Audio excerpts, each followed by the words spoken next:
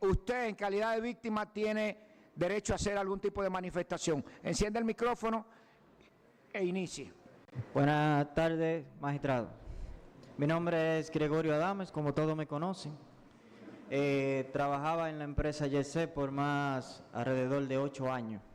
O sea, las personas aquí presentes no pueden decirme a mí, a cualquiera de los que están aquí sí le pueden decir que no tenían conocimiento de lo que pasaba en esa estructura. ¿Por qué razón? Porque con la persona que ellos hablaban siempre era conmigo. Yo era la persona que le mandaba una y otra vez los problemas que teníamos constantes en la discoteca. Incluso desde cuando yo entré. Desde cuando yo entré, se le mandaban al señor Antonio Espaillat y a la señora Maribel las informaciones de las constantes filtraciones dentro del establecimiento, que se fueron agravando una y otra vez. Allá en ese establecimiento no se hacía nada sin la autorización del señor Antonio Espaillat, que muchas veces ni siquiera la señora Maribel podía autorizar nada, pero todo pasaba por filtración de él. Todo se pagaba con la tarjeta de la compañía de él. Él autorizaba hasta una aguja que se podía mover en ese lugar. ¿Qué pasa? Cuando yo entré habían filtraciones pocas, pero se fueron agravando y se le fueron informando, pero nunca se tomaron la medida correcta. Me voy a dirigir al tiempo del incendio. Cuando hubo el incendio en la discoteca, que fue la parte de la planta que se afectó. Yo recuerdo que ese día llegaron unos técnicos que eran los que estaban tratando de arreglar el problema que había, porque él quería que se abriera principalmente en esa semana. Y los mismos técnicos le decían que no se podía tener el establecimiento adecuado para comenzar a laborar. Y él decía que no, que esa semana se abría porque se abría. Esas eran sus palabras.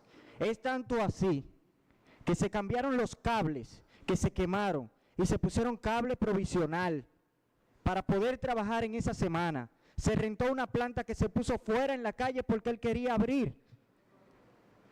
Y los técnicos le decían que no se podía, pero él siempre tuvo su don de autoridad. Y lamentablemente llegamos a este caso. ¿Qué pasa? Se pusieron los cables provisional, le dijeron que no se podía dejar con esos cables provisional. Y cuando los ingenieros, los electricistas, le dieron el presupuesto a ese señor de lo que había que gastar para reparar y poner cómo iba, él no lo contrató a ellos. Él dejó los cables provisional, que se supone que un cable provisional no es para quedarse siempre, hasta que se derrumbó la discoteca. Desde 2023 habían cables provisionales en la discoteca que fue con que se conectó la luz dentro. ¿Qué pasa? Desde meses, antes del colapso de la discoteca, muchos meses antes, se le venían informando al señor Antonio Espaillat los problemas tan graves de los pedazos y los plafones que estaban cayendo constantemente en la discoteca, que no era una sola vez, era siempre. Las medidas que optaron para poner fue comprar lonas plásticas para ponerla encima de los plafones, para que cogieran el agua, que se acaparara encima del techo. Y se sacaban una y otra vez antes de cada actividad. Y a mí, el que está ahí sentado, no me puede decir que eso no es así, porque le tenía aprecio y ellos lo saben, a cada uno. Pero no es la forma, porque la gente que están aquí y el pueblo dominicano muchas veces no está indignado por lo que sucedió, sino por su actitud, que se han querido presentarle al pueblo dominicano, que ellos no tenían conocimiento de lo que ahí pasó. Sí tenía conocimiento porque yo le mandaba fotos, yo le mandaba videos de todos los problemas que habían ahí. Eso no debió pasar, ahí no debió morir una sola persona. Porque si llegamos a la semana antes, cuando se cayó el plafón, un fin de semana, donde había un cliente que grabó, que yo estaba ahí, barriendo, y busqué una escalera y me subí al techo y quité los pedazos que habían para que no le fuera a caer a alguien. Y le mandamos los videos, le mandamos la foto, le mandamos una y otra vez los problemas de la discoteca, del YC. Pero usted sabe por qué no se resolvieron, porque él no encontró a alguien que se lo hiciera por intercambio, porque no le gustaba pagar. Le gustaba resolver por intercambio. Entonces, que no le digan al pueblo y no le den al pueblo más dolor de lo que está pasando.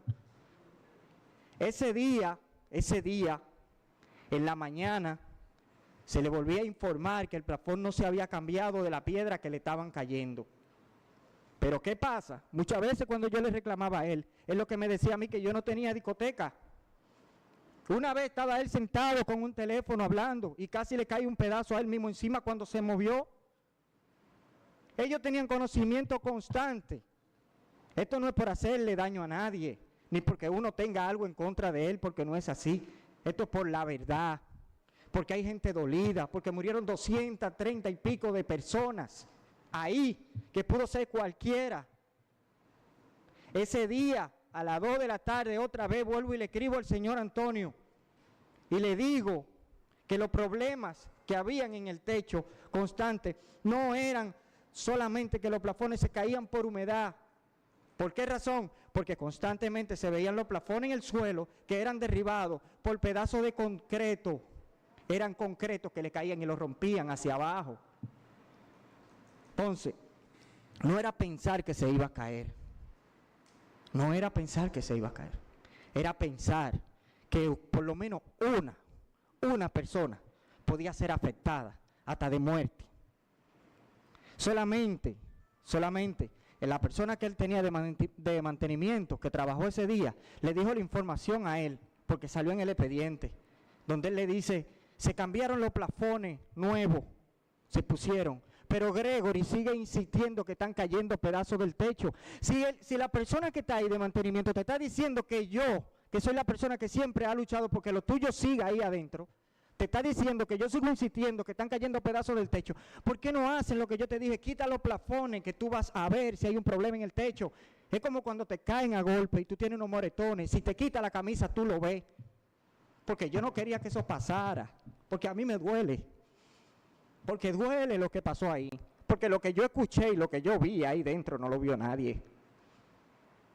Personas llamándote de abajo de los escombros, voceando tu nombre y tú de arriba, quitando pedazos para querer ayudarlos sin poder. Esto no se trata de querer tomar justicia en contra de ellos. No, hay un pueblo dolido. Que se olviden de que esto es por envidia, que aquí nadie le tiene envidia, que si ellos estuvieran sentados del otro lado también dijeran lo mismo.